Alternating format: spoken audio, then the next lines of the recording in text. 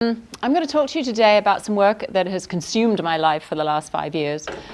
Deep sea corals and methane seep communities in the Middle Atlantic canyons. So the east coast of the US is, the shelf and slope is incised by around 35 submarine canyons. And some of the earlier, well, the shelf and slope has been very well studied, but the canyons themselves are relatively unexplored. And the reason for that is that they have extremely rugged topography. And so the traditional methods like trawling and dredging don't work there. The gear gets lost. And so we need more sophisticated tools such as research submersibles and ROVs to really sort of study these ecosystems. And so some of the earlier work was looking at the canyons as places to dump materials. They were looking at fisheries. They weren't necessarily looking for deep sea coral communities. Deep sea corals were not on the radar back in the 80s and 90s. And so, but the exception to that was Barbara Hecker's work in Baltimore and Norfolk Canyon. And they used research subs specifically to look at hard substrate sessile communities. And they found these are some images from her earlier work.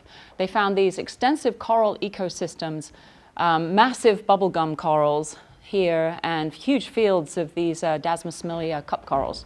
So there were a lot of corals down there, a lot of rugged habitat. And the other thing that Barbara saw when she used a towed camera in 1979 was this image. And it was that year, actually, that methane seeps were discovered in the Gulf of Mexico. Now, looking at this today, any deep sea biologist would be able to say, well, it's a mussel bed, it's associated with a methane seep. But back then, this was a complete mystery. And this was the pre-digital age. So once Barbara got back on shore and developed her film, she had no opportunity. She didn't have any opportunity to sort of go back and have another look. So this remained kind of one of those things that was hidden for a number of years. And until, fast forward to 2010, we were awarded this project. It was funded by BOEM and with NOAA and USGS as partners to look at Atlantic deepwater canyons in response to the opening up of lease sales in the Middle Atlantic.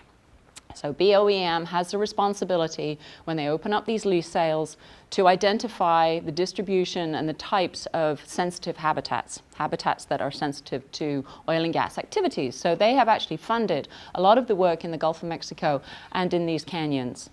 So the overarching objective of this 5-year project was to explore and characterize these deepwater canyon habitats within the US Middle Atlantic Bight, looking specifically at hard bottom communities and also some historical shipwrecks that are in the area, specifically off Norfolk Canyon.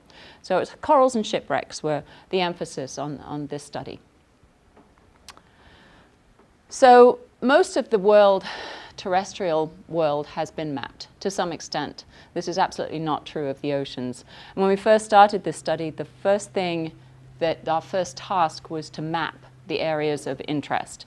Now, with 33 or so canyons to choose from and very little information on any of them and no resources to study all of them, we had to narrow it down. And so we looked back at the historical records at Barbara Hecker's work, and we picked some of the larger canyons, Norfolk, Washington, Baltimore, to map in greater detail using multi-beam.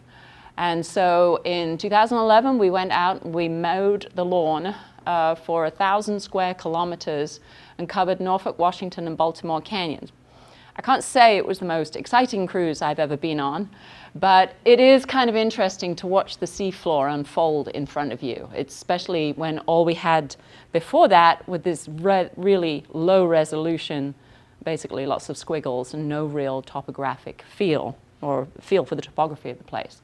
So that was our first cruise. And from there we decided, given the information that we had and the logistics and so forth, that we would focus on Norfolk Canyon and Baltimore Canyon. And so in the subsequent 2 years, we had NOAA vessels and remotely operated vehicles, the ROV Kraken out of Yukon, and then the ROV Jason out of Woods Hole. And the Jason was nice because it goes down to 6,500 meters. So we could explore a lot deeper than with the Kraken, which is a 1,000-meter rated vehicle. And the ROV ops were between 12 and 14 hours a day.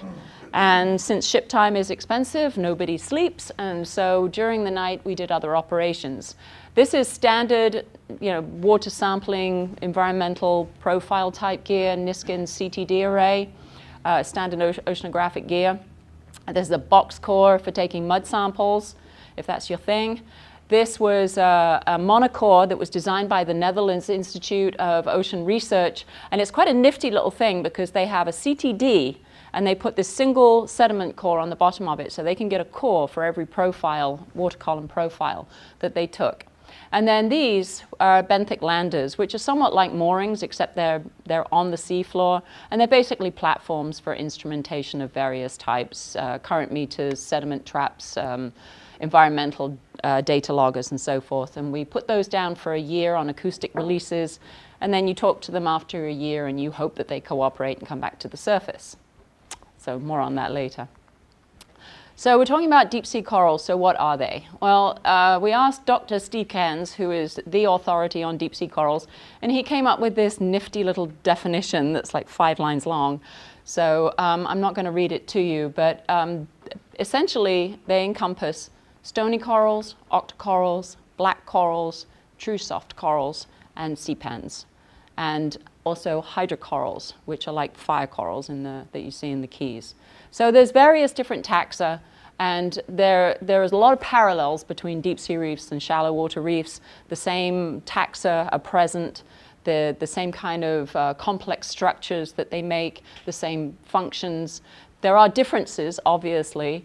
These wimpy tropical corals are limited to warm, clear waters, whereas my deep sea corals are globally distributed, and there are actually more deep sea corals than there are zooxanthellate tropical corals. So they're found in all the world's oceans. They're most common between about 200 and 800 meters, but they can be deeper and shallow than that. They're heterotrophic since they live in the dark, so they don't support symbiotic algae. Their temperatures are between 4 and 14 degrees, most commonly around 8 degrees Celsius. And as I said, they create these complex structures that support invertebrates and fish communities.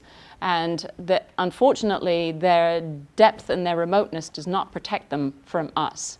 The fact that they support commercially important fish communities has been their undoing and has caused massive destruction to some of these systems. In terms of management, they're often in remote waters, which makes it really hard to manage and enforce deep sea coral areas. So in the canyons, the most common taxa are the octocorals. It's a low diversity system, high abundance, low diversity, and these are the main players. The bubblegum coral, which kind of, you can see where it gets its name, is Paragorgia arborea is by far the most abundant. Especially in Baltimore, followed by Primnoa and Anthothella. And then this chap here, Paramaricia, was only seen once in each canyon, and this one was only found in Norfolk Canyon. And I'll talk about maybe the reasons for that in a second. Scleractinian corals were also found, but they were much more rare or less abundant. This is Lophelia petusa. Now, Lophelia is the main reef builder throughout the North Atlantic. It forms massive reefs and bioherms, especially off the coast of Europe and off the southeastern US, and also sporadically in the Gulf of Mexico. So it's a weed. It's a massive, it creates these massive structurally complex reef systems that support a high biodiversity, but it had not been seen in the Middle Atlantic. There's some up in Canada, there's lots down in the southeastern US, big blank spot in the Middle Atlantic canyons. And we actually discovered the first record of it in 2012. So that's Lophelia. And then the other common one is Desmophyllum dianthus, which is a little cup coral, but occurs in high numbers. This one's a very deep one, Selenosmilia. This one's not very common, and it's very small. And this one lives on soft sediment. Most corals live on hard substrates, but there are a few that live in soft sediment habitats. And actually, sea pans and this bushy bamboo coral called Acanella also live in soft sediments. So those soft sediment areas are not devoid of life, and they're not devoid of corals. They're just very hard to manage, and because it's hard to manage the corals that live on them because we don't understand how they're distributed. So we mostly focus on the hard substrate corals because we can always look for hard substrates. So these have kind of been neglected somewhat, the sea pans and their allies. So we have very few black corals. Some of this parazoanthid is parasitic. It's a zoanthid that overgrows dead octocoral skeletons, or sometimes it takes over live corals. And then little soft corals, and then bamboos. But they are much less common in the canyons. By far the most common taxa are the octocorals. We also have sponges. Now, sponges have been recognized universally as being extremely important members of deep sea systems, and then people just kind of go off and look at the corals. Because the sponges are really hard taxonomically. They're difficult. They're hard to identify. There's lots of them, and they're very morphologically plastic. But they're very important, and we're starting to focus on them a little more now. So in Baltimore Canyon, we did a total of 21 dives. 18 of which were targeted to looking at corals. We diverted 3 of them to go and find the cold seep, which was one of the reasons we chose Baltimore instead of Washington, to be perfectly honest, because we wanted to go and find that seep. So anyway, so of those 18 dives, we encountered corals on 15 of them, 83%. These squiggly lines here are our dives. As you can see, we focused on the walls and the head of the canyons where the rugged habitat was, and then the cold seep was over here. And you can see that the point of this is to show you where the corals are. Again, they're on this rugged habitat. There's very few species. The diversity, again, is quite low. Even though they're very abundant, the diversity is quite low. And again, this Paramaricia species was only found in one location, whereas the Anthothella, the Paragorgia, and the Primnoa were kind of found everywhere, all mixed up together. So that was kind of what we found in terms of distribution and species and abundance. So in Norfolk Canyon, we did 13 dives, 11 of which were coral targeted. We found corals in every single dive where we looked for them, and they were much more abundant, especially the scleractinians. We found a few more in terms of species, but again, same players, low diversity, high abundance. So it's just a graphical representation of what I've just said. This is Baltimore Canyon, Paragorgia arborea. This is number of colonies per hour on average. The bubblegums were off the charts. They were everywhere on pretty much every rock. And actually, the largest bubblegum coral we saw was 5 meters tall. So these are massive things that create a huge amount of structure. Paramaricia, once in each canyon. Duva florida is this little soft coral, and it was present by the thousands, and then we wouldn't see it at all. So there's something going on with the distribution there. I think they're brooders, so they land close to each other and form these massive patches. But you know, this project had 2 intensive field years, apart from the mapping, and we're only just scratching the tip of the iceberg on trying to understand these things. So this is rather rudimentary information. The next question is, beyond what's there and who's there, is why is it there and what's driving its distribution. So I think that's all I wanted to say about that map, except to show that in general there are more in Norfolk Canyon, with the exception of Paragorgia in Baltimore, which is very common in Baltimore. Stony corals, here's Norfolk Canyon and Baltimore Canyon together. And what I wanted to show here is that we have the Desmophyllum, the Lophelia. Desmophyllium is the little cup coral. The Lophelia is the reef builder that we found. And then Selena similia is a very deep species. So, but anyway, if you look at the number of dots, then it's much more abundant. They are much more abundant in Norfolk Canyon than in Baltimore, which has a paltry few. I think we found a total of about 4 Lophelia and maybe a couple of dozen Desmophyllum all on this one spot. So many more scleractinians in Norfolk Canyon. So why is that? Again, this shows the distribution. This is I clumped all the hexacorals together, and so this isn't just stony corals. It's the zoanthids and the black corals. But the black corals were very rare. And this parazoanthid usually overgrows Anthothella, which is more common in Norfolk. So this may be an artifact of like substrate availability for the zoanthid. As you can see here, it's overgrowing this live Anthothella. Now this Desmophyllum dianthus, massive number, was this one wall that we found at the base of Norfolk Canyon. As you can see, there are thousands of these little things. It was a very strange thing. We've seen it in other canyons as well. But these corals here are absolutely tiny, and they're at 1,300 meters.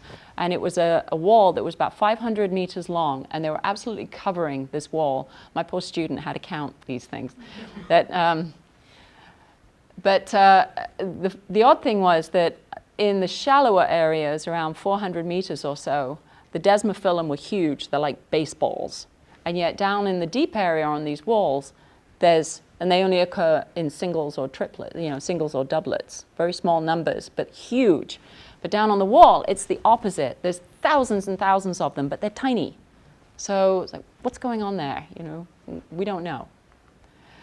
So I'm not going to bore you with the statistical analysis and all these MDS plots and primer routines and so forth, especially since they're feeding me beer and I don't want to have to explain it. But what we found was there was a significant difference in the octocoral distribution by canyon. So they split out by canyon. They're different by canyon.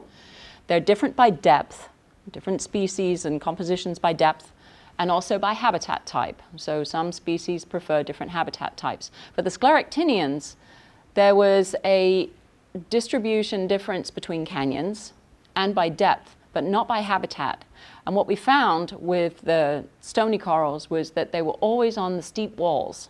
And that's the only habitat that they lived on, was the steep walls. And I think that this is because, this is my arm-waving hypothesis, is that the stony corals are more sensitive to sediment. And so they live in the steep areas where you've got high current, less sediment accumulation, and those are the kind of areas where they survive, and on underhangs. A lot of them were on walls that were under overhangs, sorry. So the analysis showed that both octocoral and hexacoral distributions are significantly influenced by environment, temperature, depth, turbidity, pH, and oxygen, with turbidity being the primary driver of the observed differences between the canyons. And again, this would explain why you see a lot more stony corals in a canyon that has a lot lower turbidity. And when we went back and looked at I'm telling you this backwards, but the Baltimore Canyon is interesting because it has a kind of dog leg associated with it. It doesn't incise directly into the shelf. And so what happens is these currents come sweeping up the canyon, and they meet the currents that are dropping down from the shelf. And then they crash in the middle and create this kind of resuspended sediment zone. And you get this big, like, semi-permanent nepheloid layer, and it's extremely turbid. And that's where the bubble gums thrive. And that's where you do not find the stony corals. So Baltimore is this very active, very turbid area, whereas Norfolk Canyon has a more continuous sediment drape and much less, a more uniform turbidity. And it seems like that's a better habitat for the scleractinians, which may be more sensitive to turbidity. So we thought that we were going to have these two canyons that would be replicates of each other, but as usually happens, our hypotheses are completely screwed up by data, and they were completely different from each other. But it's still interesting. So what do we do with all this information? Well, we can only explore a fraction of the deep sea habitat out there. I mean, this was a $3 million project, and we've got a few squiggly lines and some data to show for it. So of this massive area along the shelf, then we're teeny tiny little observations.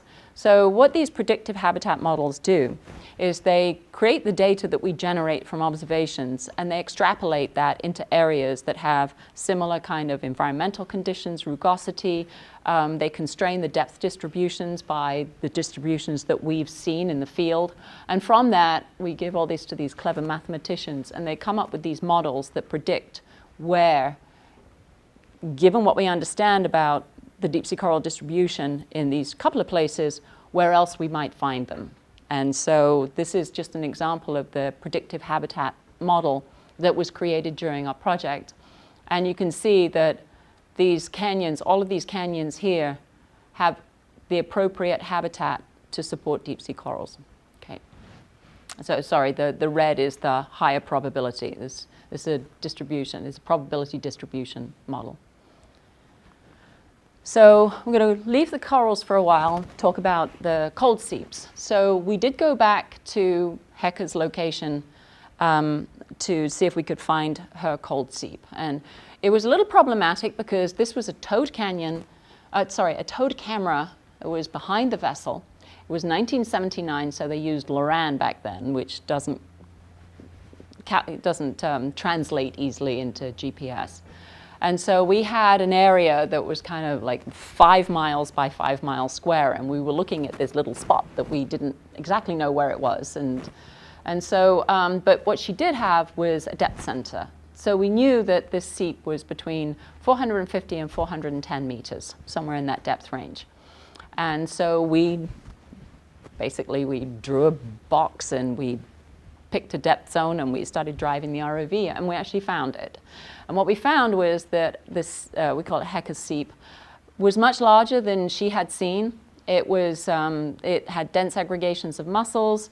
The red crabs absolutely loved it. They were in there chowing down. It was like, you know, this is in the middle of a mud desert, and suddenly you've got all this food available. So lots of red crabs, which are a commercial species in that area. The microbial metabolism of methane produces carbonate, orthogenic carbonate. So in this subsediment area, we have the production of hard substrate.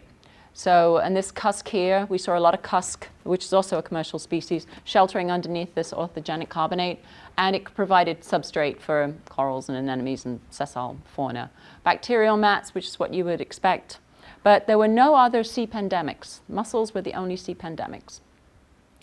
So that was when we found it in 2012, it was the only seep north of the diapirs that had been discovered in North Carolina back in the late 90s during the ocean drilling program. There were no seeps known in the North Atlantic north of North Carolina. And then we found this one. And around the same time, the USGS were mapping the outer continental shelf for some earthquake and for the extended outer continental shelf project. And they were looking at stability, earthquake stability and things like that, USGS stuff. So anyway, what they found during their multi-beam surveying was bubbles. They found over 570 sites with bubbles, like this. And so they didn't really know what they were, but so we happened to be working in the area off Norfolk Canyon where they found some of these bubbles, and they said, you want to go out and check it out? So we did. And this is just a map. Before I show you the pictures of what we found, this is just a map of some of the sites where they found bubble plumes. And like I said, there's 570 of them from shallow areas from about 50 meters all the way down to about 2,600 meters. They're all over the shelf. And we had no idea that they were there. And this was back in between 2011 and 2013. So when we went and dove the Norfolk Seep, we found this kind of thing. It was massive. There were 2 plumes that were nearly 1 kilometer long each. And they had these massive orthogenic carbonates absolutely covered in mussels. And gas hydrates, which is a potential new source of energy. Doesn't seem like a brilliant idea to undermine the shelf by taking the hydrates away, but that's up to BOEM. The Japanese are looking at that at the moment. It's a source of energy. And what we did find, this is probably the largest of the cold seeps in the North Atlantic. NOAA, in the same year and the following year, went and ground truthed some other bubble plumes, and they found 5 more sites. But this was by far the largest. And it was very dense. And we also found some other seep endemics, like a sea cucumber and an albinocarid shrimp. So this is just the different mussel categories. This is no live mussels. This is less than 25%, 25 to 75, greater than 75. And the message here is basically reiterates what I just said in graphical form, is that a lot of, in the Baltimore seep, lots of dead mussels, not very many dense coverage of live mussels. And in the Norfolk Seep, kind of the reverse. Dead mussels also, lots of live mussels. So it's a very dense community. So these areas, there's nowhere safe in the oceans from our activities. They're a natural phenomena that can impact the canyons. Landslides, benthic storms, slumping. These all increase sediment deposition, again, makes it a very turbid environment and sort of a difficult place for corals to live. But they have adapted to that. It's probably why there's a low diversity. There are species that are adapted to these difficult environments. Anthropogenic impacts include the physical damages from things like oil and gas and fisheries, although the fisheries damage is not intentional. Fishermen don't actively go and fish in these canyons, with the exception of the red crabbers, which lay their traps on the flanks. But with the absence of maps, there's been a lot of damage from fishing, accidental, impacts or accidental damage from fishing gear. I think that's it. And these are just some images that we found, especially in Norfolk Canyon, especially near the heads of the canyons. We saw a lot of lost fishing gear and lots of plastic everywhere. So around the time that our project was, it was around 2014, the Mid-Atlantic Fisheries Management Council decided that they wanted to try and protect these canyons. They just got all this new information. Deep sea corals have been protected in other areas, and so the Mid-Atlantic Council decided that they wanted to do their part. And kind of long story short, in 2015, they voted to protect this entire area. So the idea here was that even though this looks like featureless, flat, abyssal plain, the idea is to freeze the fishing footprint, because we are moving further and further offshore in all of our activities as we deplete coastal resources. And so we don't know what resources, what fisheries might be out there to jump from the shelf to the abyss. And so what they did was they froze the footprint of benthic impacting fishing gear. Okay, so it's like 41, it was actually in the end, it turned out to be about 41,000 square miles because of some boundary issues. So that's what the Mid-Atlantic did. So all of those canyons and the seeps are actually protected from bottom tending gear. And these are all the cooks in the kitchen, lots of them. Half of them you wanted to throw off the vessel by the end of the cruise. But anyway, so what I'm going to do now, I didn't say that. I'm going to play a documentary that we put together, and I think it's very well done, and I hope you enjoy it. Oh wait, it's 4 o'clock. I've got another half hour, right? Yeah, okay, all right. Phew. Oh, here we go. Now I can drink my beer.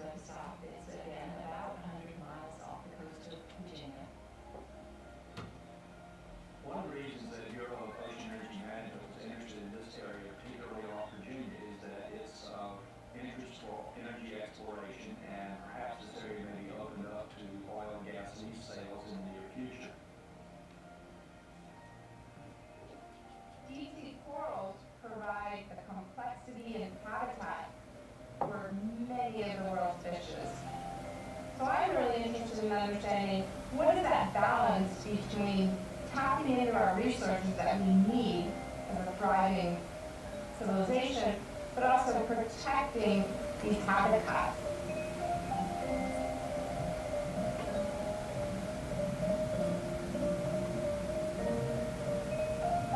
These are areas where BOEM is concerned with protecting.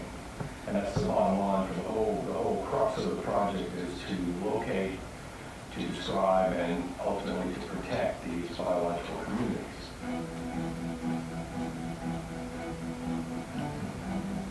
It's a small city. We function 24 hours a day, and we're integrating a lot of different kinds of equipment and a lot of different kinds of expertise. So this project was important in a lot of ways in terms of collaboration. The Bureau of Ocean Energy Management provided most of the funding for the project. The National Oceanic and Atmospheric Administration provided the ships and ROVs, the remote operated vehicles that we used underwater. And the U.S. Geological Survey provided quite a lot of equipment and personnel that helped with the project objectives. When you look at a marine ecosystem, you have to do it holistically, just like on land. And every component needs with another component to form a whole. You can learn so much from each other, and also with the different disciplines. I mean, I'm mainly looking at the sediment quality, while others are looking at the fauna, but there's always a link between all these disciplines. In what ways have shipwrecks and man-made projects become an essential part of the ecosystem, an essential habitat for fishes? And is that the case or is that not the case? And then there's the geology, what the canyons are shaped like, how that affects the hydrodynamics, how sediment moves. Who lives within the canyon sediment environment, and what about the canyon environment influences who's living there? How far can corals and their offspring disperse in the deep sea? Is basically the deep sea one continuous unit and you can move from canyon to canyon, or is each canyon going to have its own unique fauna? Well, we're benefiting the public by expanding our understanding of biodiversity. The whole spectrum of life are in microbial communities associated with these corals. 65% of deep sea corals live in water that's greater than 50 meters. But fortunately, through advanced technologies, such as remotely operated vehicles or manned subs, we've been exposed to this amazing world that lives below the light zone, which we call the aphotic zone, where there's actually thriving ecosystems living in complete darkness.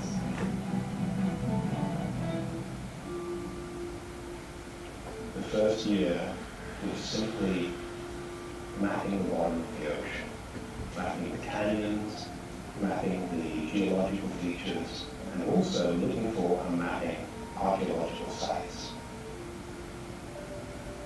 Very, very little of the seafloor has been mapped. Every scrap of land has been mapped to some degree, but we are still literally blundering around in the dark, often with the deep sea. So this is the very first step, and those maps help us tremendously in trying to determine where to deploy our more expensive assets.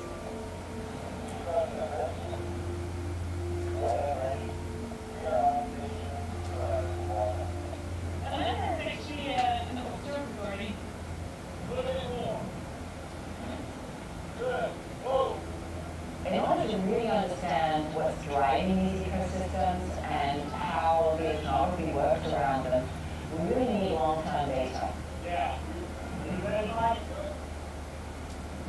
These platforms allow us to do something that is completely impossible and impractical with regular ship time. It's a standalone object, so you can employ it and you can leave it for a few days, but also up to a year on the seafloor. And that's great because then we can get data not only on daily variability, but also like weekly and seasonal fluctuations. Because also in the deep sea, you have seasonal fluctuations. Kind of like say we get to college, you throw a lot of money in the water and you never know what's going to happen. Then it comes back with information we couldn't get by being out of the ship. Yeah, it's tough. But man, I'm tired. So we put instruments on these lenses, we put them down on the seafloor where they sit there and they collect high-resolution environmental data such as current speed, temperature, salinity, turbidity, and a whole suite of things.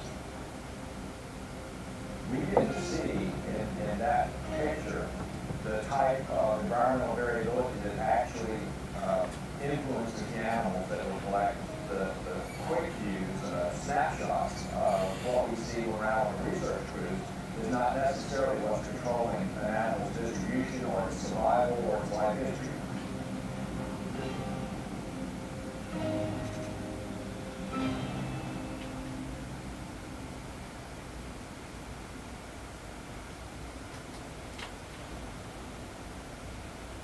As soon as the sun comes up, we bring up the first lander. They don't float more than about 2 feet above the surface of the water, so especially if you're in still seas, we'll need help on all sides of the boat just like this one. Down for a year, for more than a year. It's been a year and 2 days. A year of being, but coming in accident.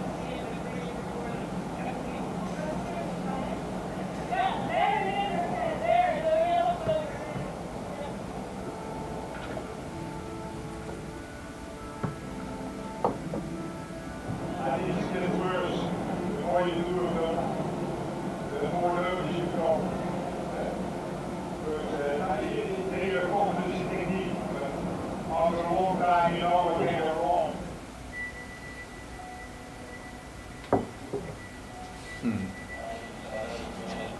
That's pretty good. Happy with that.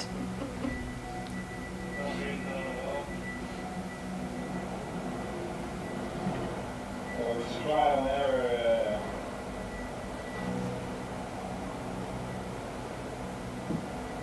It's the only way we can try it. It's the only way than trying for a couple of hours and then it's get up. Lost.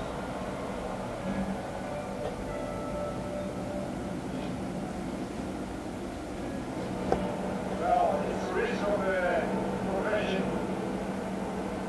So, a little bit of crying and then starting all over again. Exploration science is what really drives my passion, making discoveries, going places that people have never been. This is the seat that Barbara Hecker photographed once or twice, probably 20 years ago, and never published on. It was very vague, and we thought, this is a massive canyon. We have these old coordinates, we have a depth range. We didn't think we were going to find it, and really it's, with limited ROV time, it's a gamble. Do you risk an ROV dive and find nothing, or do you spend an ROV dive and potentially find this wonderful new habitat? These coral seeps have evolved a very specific community that identifies them from all the other communities. And of all the dives we made in Baltimore Canyon, this is the only place we or anybody else has seen these dense aggregations of mussels.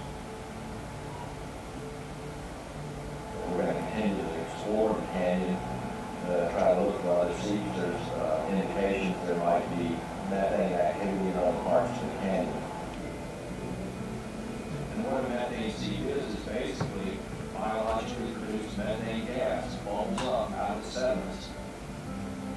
It's important because we know that there are communities of bacteria, particularly that use the methane to produce energy. Other animals use those bacteria, so we have now an ecosystem that's called a chemosynthetic ecosystem, whereas most ecosystems on Earth are based in photosynthetic ecosystems. In other words, energy produced by the sun.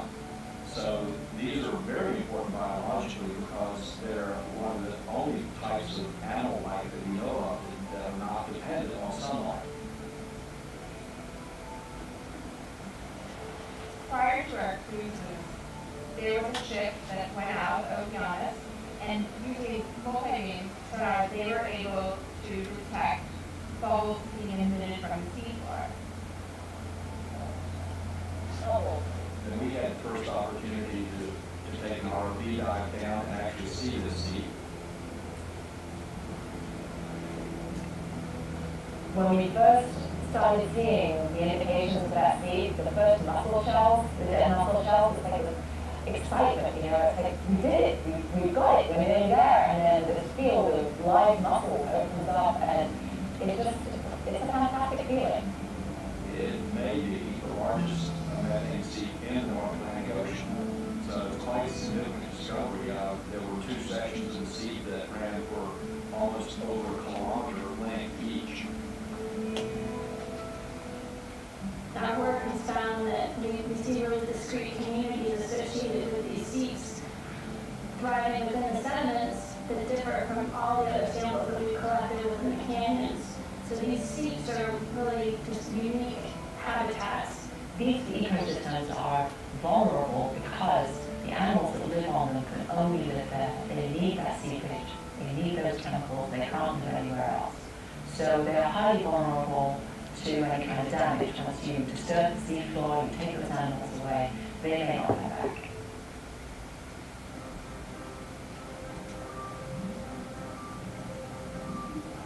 These are Lophidia polyps.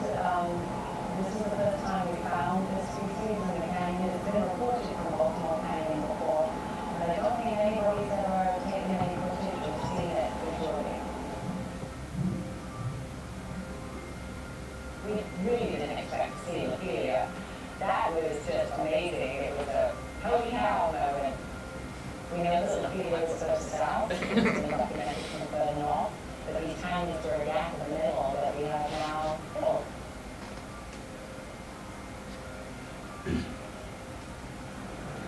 We are collecting environmental data so that we can try and understand the oceanography of the canyons. We're collecting samples for various projects, genetics, reproduction, various isotopes, food webs, with lots of different objectives, scientific objectives. Anything we can do to get some agents on these kinds of beds would be good. One of the best ways to describe deep sea corals is that they can be considered overgrowth forests of the deep sea. They grow in a shrub-like or tree-like fashion. And just as trees deposit rings, so do a lot of different species of deep sea coral. We can actually take the coral, this, and we can separate the layers into individual bands. When we analyze the skeleton of the deep sea corals, we're essentially going back in time on a sort of ring by ring basis, or on a growth band by growth band basis. Basically, we're taking a layer of growth for the time period of that coral's lifespan and analyzing the chemistry of the coral skeleton and then interpreting that as what was the environment like at 200 years ago? What was the environment like 1,000 years ago?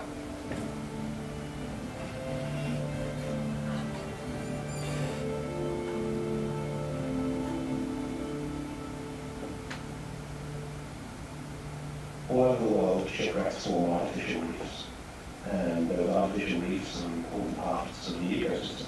And so Boehm not only wants to understand the historical importance of the sites and the damage that's been done to that, but they also want to understand the role of the wrecks within the broader ecosystem.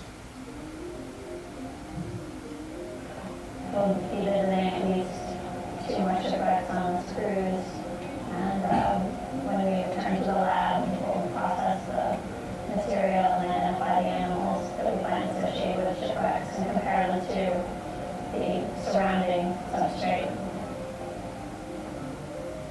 Nice to get a similar view from the other side, coming down and seeing all that mildew running against the mouth. The shipwrecks are important for a number of biological species. The sites are major breeding grounds for chain dogfish. Ironically, the dogfish use the nets for their casings. One of the things that's interesting is that there are grouper species that generally is considered to be a southern species that are using these wrecks, and that's a commercially important species and a recreationally important species. So these wrecks, in addition to their historical importance and significance, are providing a tremendous amount of habitat for animals.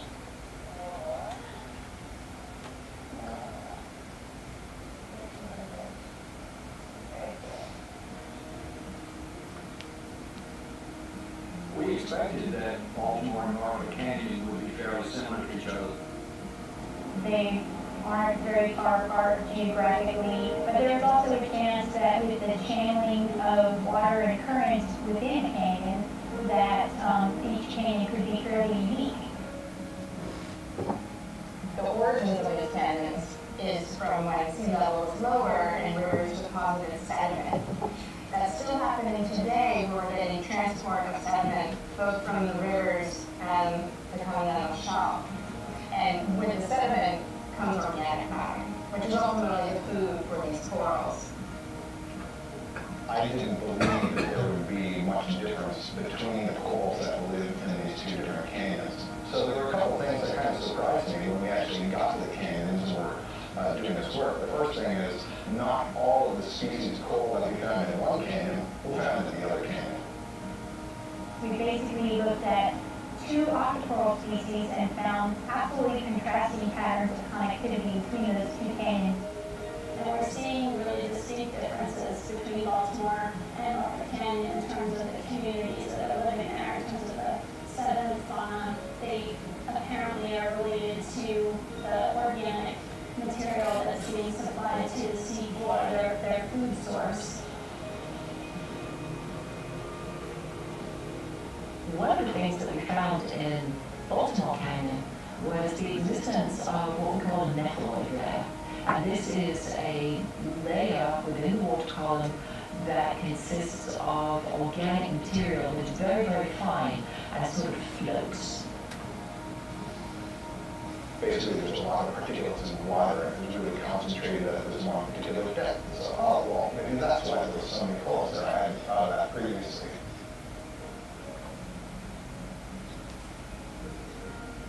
The presence of that nephaloid layer has a very strong influence on the benthic community beneath it. So this was actually advantageous because it gave us 2 canyons that were morphologically similar, but one that had a very different regime in terms of organic input.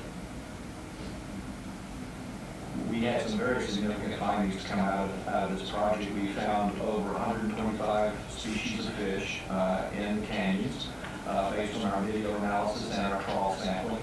We found about 9 species, maybe more after we analyzed the data, that were new records to this area. They hadn't been reported from the mid-Atlantic before. One was even from as far north as Greenland. Most of the fishery surveys are based on trawl surveys, and those trawls can only operate in smooth, sandy bottoms. We're collecting data in areas where people have been unable to sample. So we're getting a lot of information that people just didn't have at all about fish communities, about habitat, about invertebrates, a whole range of things.